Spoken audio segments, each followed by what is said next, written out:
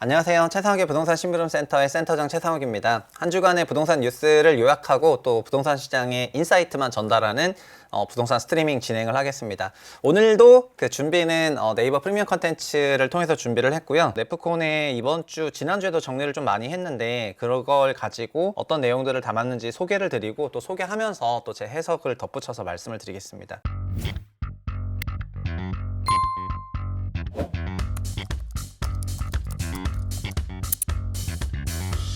이번 주는 금리가 내년에도 높게 간다. 이거가 지금 채부심 채널에서 전망을 하고 있는 내년도 금리이기도 합니다. 최근에 시장에서는 원래 주식 시장이 좋았기 때문에 그 주식 시장이 좀 좋았던 거가 금리 인하 효과가 좀 있었고 금리 인하에 대한 기대감이 있었던 게 사실인 것 같은데요. 거의 그 모든 기대감들이 사실은 9월 FOMC를 기준으로 좀 끝났다고 보는 게 맞는 것 같은데 그거를 여전히 끝났다고 보지 않고 이건 뭐 조금만 더 넘어가면 된다, 내년에 금리 인하 할 것 같다, 여전히 이렇게 긍정적으로 해석하는 그런 시각들이 약간 더 많은 것 같습니다. 그런데 최근에 동향은 오히려 더 금리를 뭐 한 번 올리는 게 아니라 얼마 전에 니키 바하만 같은 경우에는 거의 뭐 여러 번 하이크스 여러 번 올릴 것 같다 막 이렇게 말을 했기 때문에 그냥 쉽지 않은 환경일 수도 있습니다. 그래서 관련해서 먼저 정리를 한번 해볼게요. 일단 9월 13일, 14일 그 연준 FOMC가 발표가 됐고 그때 점도표가 나왔었죠. 그래서 연준 점도표를 통해서 나왔던 거는 핵심이 이런 건데요. 내년도 시장에 대해서 성장률을 종전에는 1.1%로 봤었다가 이걸 1.5% 올렸고 성장률이 좋아졌고 그리고 실업률은 4.5를 봤다가 4.1로 내려갔고요. 이거 클릭해서 보는 게 좋겠네요. 이것도 제가 정리를 했는데 그리고 이제 PC 인플레이션은 2.5로 그대로 그 다음에 코어 PC는 2.6 그대로. 그러니까 6월과 9월 전망이 달라진 거는 물가 전망은 달라진 게 없어요. 고용과 경기 전망만 달라진 거예요. 근데 고용이 좋고 경기가 좋다면 금리는 높아야 되는 거잖아요. 그래서 그거에 비례해서 자연스럽게 그 50bp 올라간 만큼 종전은 4.6으로 봤었다가 5.1%로 봤고요. 내년 금리를. 그러다 보니까 이게 내년 금리가 종전에는 5.6에서 4.6으로 100bp 내려가는 건데 지금은 50bp 내려가는 것밖에 안 되니까 이거에 대해 가지고 사람들이 내년에도 고금리가 이어질 수 있을 것 같다라고 생각을 하는 것 같습니다. 그리고 여기 2024, 25, 26에서 26년이 첫 등장을 했는데 26년 첫 등장이다 보니까 뭐 이제 연준 기준금리 레벨이 2.9 정도인 것 같다라고 이렇게 생각을 하는 거고요. 장기적으로 보면은 이걸 한 2.5로 갖고 가려고 이렇게 생각을 하는 것 같은데 지금 시장은 요 장기적으로 가져가려는 금리 부분에 대해서도 이게 진짜 2.5가 맞을까 이런 생각들을 하고 있습니다. 그런데 당장 우리한테는 뭐가 문제냐면은 이건 그래도 2년, 3년 후의 얘기잖아요. 당장 내년도. 어떻게 보면은 올해 굉장히 금리가 상승하면서 힘든 한 해를 버텼는데 내년에도 높은 5%대 금리를 봐야 된다고 생각을 하니까 이제 미국 인들 입장에서도 이게 굉장히 부담이 되는 거고요. 그리고 우리나라도 유사한데 한국도 미국이 이렇게 높은 금리를 가지고 간다고 하고 우리나라의 지금 성장률은 내려가고 있는데 그러다 보니까는 여러 가지 복합적인 상황이 되는 것 같거든요. 그래서 한국 역시 1년간은 금리 인상된 거를 어영부영 버텨왔는데 요즘 들어서 드디어 한 1년 차가 되다 보니까 여기서부터는 부담을 느끼는 그런 가구들이나 이런 계층들이 많아지는 것 같아요. 그래서 내년에도 높은 금리가 될 수 있는 그런 환경이라는 거. 특히 미국은 그냥 다른 나라에 영향을 매우 많이 미치는 나라인데 미국은 어쨌든 좋기 때문에 이렇게 쭉 갖고 가겠다고 이렇게 생각을 해버리면은 그리고 지금 공화당에서도 트럼프가 우세한데 트럼프는 대통령 되면 자기가 관세 장벽 보편적으로 10%짜리 다 쳐버리겠다고 얘기하는 거고 그렇게 하게 되면 미국 안에 들어와서 생산해라 이런 거니까 리쇼어링을 더욱 가속화하게 되거든요. 그럼 미국 내에 생산이라든가 이런 부분은 좋아지고 그런 걸로 인해서 성장률이 견조하게 나왔다면은 미국 입장에서는 뭐 금리 부분에 대해서 높게 가져가더라도 버틸 체력이 될 수도 있지만 장기적으로는 안 된다 하더라도 내년 한 해를 봤을 때는 될 수 있지만 그거를 바라봐야 되는 우리 입장에서는 완전 머리가 아픈 거죠. 그래서 지금 금리가 무조건 내려간다 이런 생각을 하기보다는 높은 금리를 1년간 더 끌고 갈 수도 있다는 거를 전제로 생각하시면 좋을 것 같습니다. 그래서 국내 고금리 장기화가 될 거라고 생각을 하니까 상반기에 4% 수준이던 은행 채권 금리도 지금 4.5까지 올라왔거든요. 올해 4월 보시면은 은행채가 3.9%까지 내려갔어요. 그래서 주담대 금리도 보면은 3.7에서 5.86 밴드이긴 한데 인터넷 은행은 좀 더 싸고 요 밴드에서 한 중간 정도 되는 한 4% 초반 금리가 이제 쭉 있었거든요. 근데 지금 어쨌든 상단 금액이 이렇게 올라가고 있고요. 상단 밴드들이. 그리고 그러니까 우리나라 은행채 채권 금리도 50bp나 올라갔습니다. 그러니까 현재 4% 주담대는 은행 입장에서는 마이너스 역마진 나는 주담대인데, 이 역마진 나는 거를 본사에서 60bp 정도 커버해 줘가지고 그 지점에 역마진이 나지 않도록 본사 실적으로 넣고 있거든요. 근데 은행이 이거를 언제까지 할 수 있냐, 이런 부분이 조금 존재하는 거고, 은행의 이런 낮은 금리의 대출에 대한 규제도 지금 강화가 되고 있기 때문에 결국 대출 상품 금리가 올라갈 수도 있다고 보셔야지 될 것 같습니다. 그리고 최근에 어쨌든 가계대출이 계속 늘어나는 것들이 결과적으로 보면은 다 금리가 내려가는 국면. 보시면 7월에 이렇게 3.76%대로 하단이 굉장히 낮았다는 걸 알 수 있잖아요. 올해 2분기에서 3분기로 오는 과정에서는 시장금리가 굉장히 낮았었는데, 지금 9월, 10월 넘어가는 국면부터는 시장금리가 올라갈 것 같습니다. 그리고 한은에서도 그 컨셉으로 이렇게 이론적인 배경을 설명했는데, 통화정책이 긴축적일 때는 부동산 정책이나 부동산 관련 대출이 같은 방향일 때 효과가 크기 때문에, 다른 방향이면은 긴축적 통화 정책을 굉장히 오래 끌고 가야 되고, 이 긴축적 통화 정책이 3년 넘어가면은 거의 뭐 경기 침체 확정적으로 온다고 생각하면, 그래서 이거를 빨리 끝내고 싶다면 오히려 더 바짝 쪼아야 되거든요. 그래서 제 그냥 개인적인 생각은 23년 강세장의 정점은 9월일 것 같고요. 9월이 어떻게 보면은 거의 변곡점이 나오는 그런 마무리 단계가 아닐까 생각을 합니다. 뭐 10월 돼서 바로 이건 아니어도 그 분위기 자체는 현재 이번 달이 거의 정점일 것 같아요. 그래서 동향조사도 보면은 상승 중이지만 상승률이 둔화가 되고 있는 게 나타나는 걸 봤을 때 이제 지금 정점이지 않냐, 그렇게 생각을 합니다. 두 번째 뉴스는 건설사 부도 관련 뉴스인데요. 지금 금리가 높아지고 미분양이 많고, 그리고 공사비 관련해서 쟁송도 많고, 관련해서 건설사들 폐업 소식이 굉장히 잇따라 오고 있습니다. 올해 9월 중순까지 종건사 폐업 건수가 405건 넘었고, 이게 그래서 그 전년이랑 비교해 봤을 때 거의 이제 2배를 넘어서는 그런 수준이라고 생각하면 될 것 같습니다. 건설사가 좋지 못하죠. 대형 건설사, 그러니까 좀 큰 건설사 중에서도 대우산업개발, 대우조선해양건설, 그다음에 뭐 HNINC 이런 기업들이 있고요. 부동산 PF 연체율 자체가 높고, 그리고 건설사도 문제인데 사실은 시행사도 문제거든요. 그러니까 시행사 부도는 통계 잘 잡히지도 않는데, 시행사 단에서 문제가 나니까 건설사도 결국 문제가 되는 건데요. 이제 이런 것들이 확실히 어쨌든 경기에 좀 좋지 못한 그런 후로 슬슬 드러나고 있는 것 같습니다. 그리고 지금 이제 1년 정도 넘어가는 그런 시점이잖아요. 작년 9월부터 분양 경기가 침체되기 시작을 했는데, 그로부터 딱 1년 정도 됐고, 그리고 이제 내년으로 넘어가게 되면 1년 반 정도 되게 되는 건데, 그때 정도 되면은 좀 이제 영향이 있지 않겠는가, 그렇게 생각을 해보겠습니다. 그리고 올해 보시면은 23년 인허가는 보면은 이제 같은 기간 기준으로 7월 누계로 20만 건 정도 인허가를 받았는데, 분양 착공은 10만 건이 안 되거든요. 그래서 인허가 받은 물건들 중에서도 지금 착공을 일부러 안 하고 있는 것들이 많다, 이렇게 생각을 하시면 좋겠습니다. 그리고 21년만 보더라도 인허가는 뭐 27만 건인데 착공을 31만 했는데, 이건 역시 인허가와 착공 간의 시차가 조금 존재하기는 하거든요. 근데 작년 인허가가 굉장히 좋았고, 그럼에도 불구하고 올해 이렇게 착공이 안 좋은 거는 분양 경기가 안 좋아지기 시작하면서 작년부터 인허가 대비 30% 넘는 물량들이 분양 시점을 조정하고 있는 거고요. 분양은 미분양 나니까. 올해도 인허가를 받았지만 분양을 못해서 분양 시점을 계속 조정하고 있어서 이게 공급 물량이 쌓여 있는 거거든요. 그래서 이거는 공급이 없는 게 아니라 공급 대기 물량이 쌓여 있는 거기 때문에 그 두 개를 구분을 해야지 되고요. 그냥 올해 착공 물량이 줄어드니까 3년 후에 무조건 기계적으로 공급 물량 감소가 온다는 그런 생각은 매우 1차원적인 생각이고, 주택 경기가 돌아섰을 때는 공급 대기 물량이 굉장히 큰 폭으로 올라오게 될 거예요. 그러니까 그런 거랑 같이 지켜보시라고 말씀을 드리겠습니다. 다만 인가를 받았거나 등등 여러 가지 했는데 분양을 못하면 금융비가 계속 나가야 되고, 이런 것들이 건설사에도 유동성 문제를 일으키기 때문에 이런 게 이제 좋지 못하다, 그렇게 생각드리고요.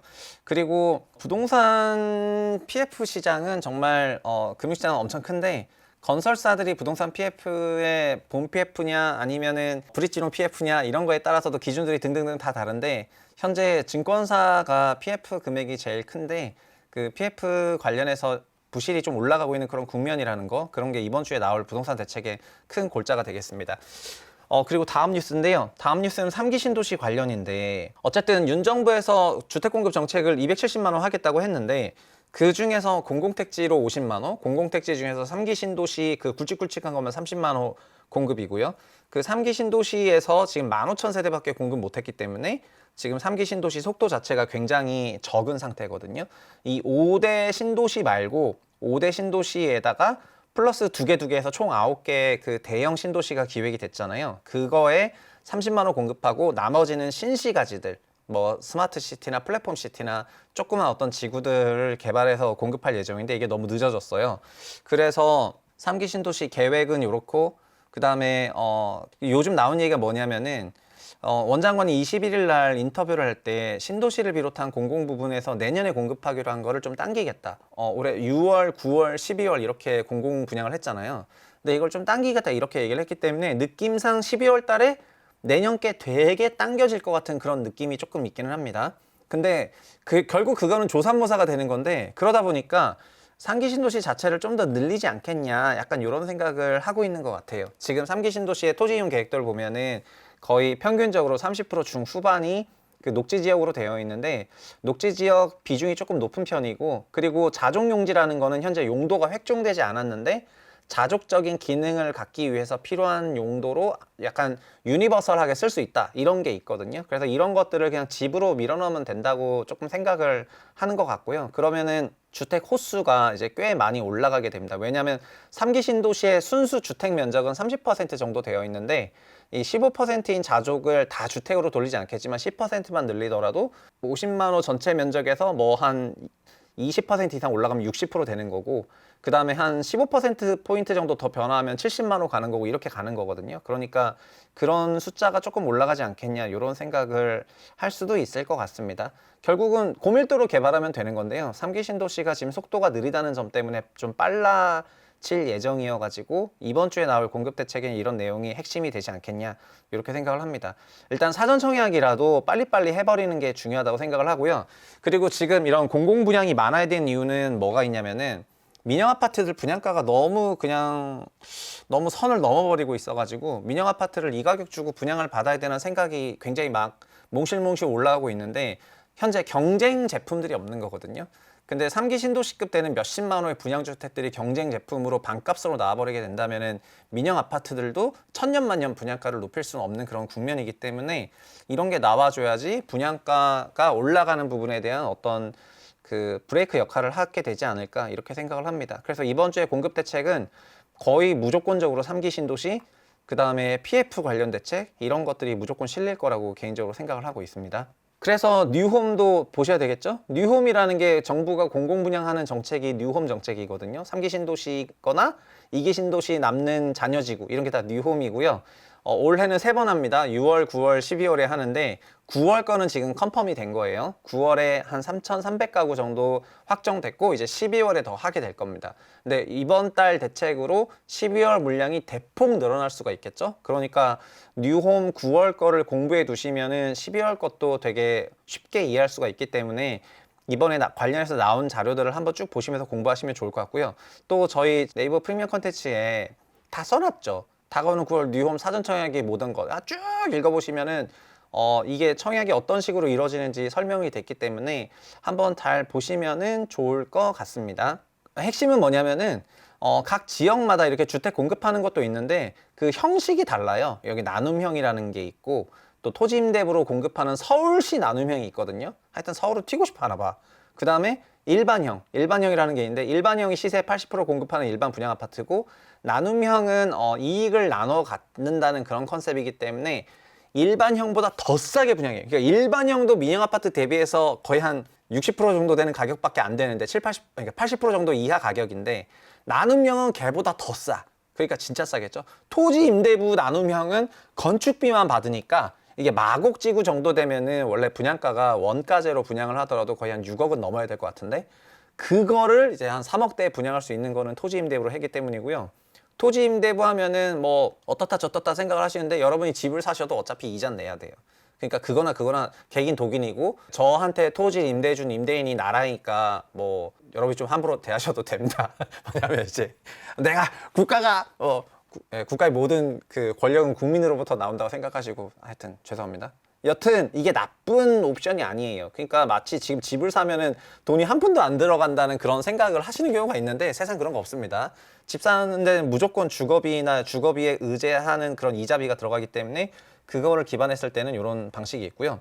그래서 이 포스팅 한번 읽어보셨으면 좋겠습니다. 그리고 최근 전세 가격, 드디어 전세가가 올라가고 있습니다. 전세가 올라간 건 좀 됐습니다. 그리고 전세가가 올라가는 이유가 있죠. 저는 전세 가격 월세가 결국 할인율로 나눠진다고 했는데 이 할인율이 내려가는 효과가 있었잖아요. 올해 2분기부터 할인율이 내려갔습니다.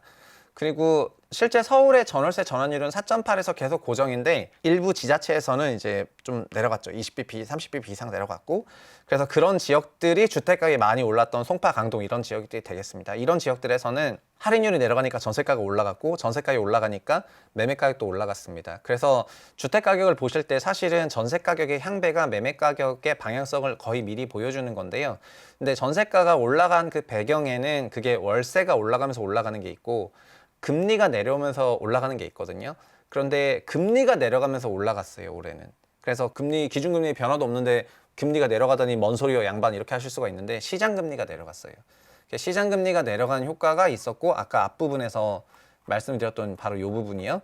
이 시장금리가 작년 12월 대비 올해 초에 진짜 많이 내렸어요. 많이 내렸고 이게 지금 슬금슬금 올라가고 있는데 근데 이런 은행채의 금리에 의제해서 원래는 주담대나 전세대출 금리도 여기에 영향을 받았는데 지금은 진짜 인위적인 전세대출을 저리로 받을 수 있게 특별한 상품금리가 또 낮게 구성되어 있다 보니까 이게 전세대출 금리 인하로 전세 가격이 올라갈 법한 그런 환경이 만들어졌습니다.